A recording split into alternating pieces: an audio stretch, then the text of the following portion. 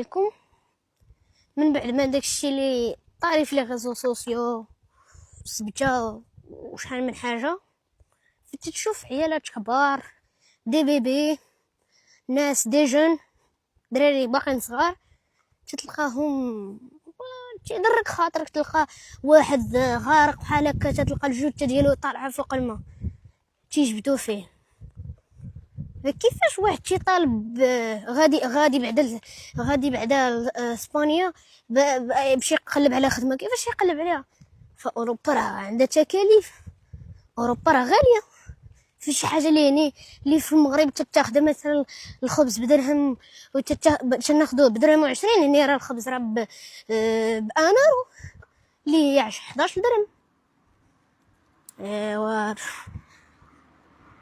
وكيفاش نجي لي نهار كامل جالس حدا باب الدار تتسنى وقتاش الدوله تعطيلك فرصه؟ فالفرصه راه انت اللي خاصك دير انيفور باش الفرصه تجيك. كيفاش نجايه جالس؟ ولكن راه ماشي عيب، ماشي عيب تمشي لاوروبا وتبغي تخدم في اوروبا، ماشي عيب، راه الخدامي في العالم كامل. ولكن راه باش يعرف بنادم راه ماشي اوروبا هادي ديال زمان ديال جدودنا اللي كانوا تيمشيو على الصحه يهزوا الثقل.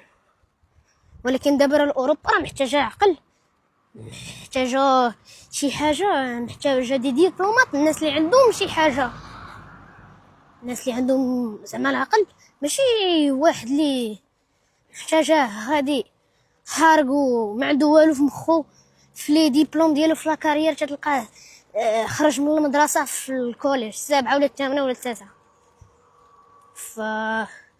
واحد يكون تيخمم. اوروبا من حق اي واحد يمشي ليها.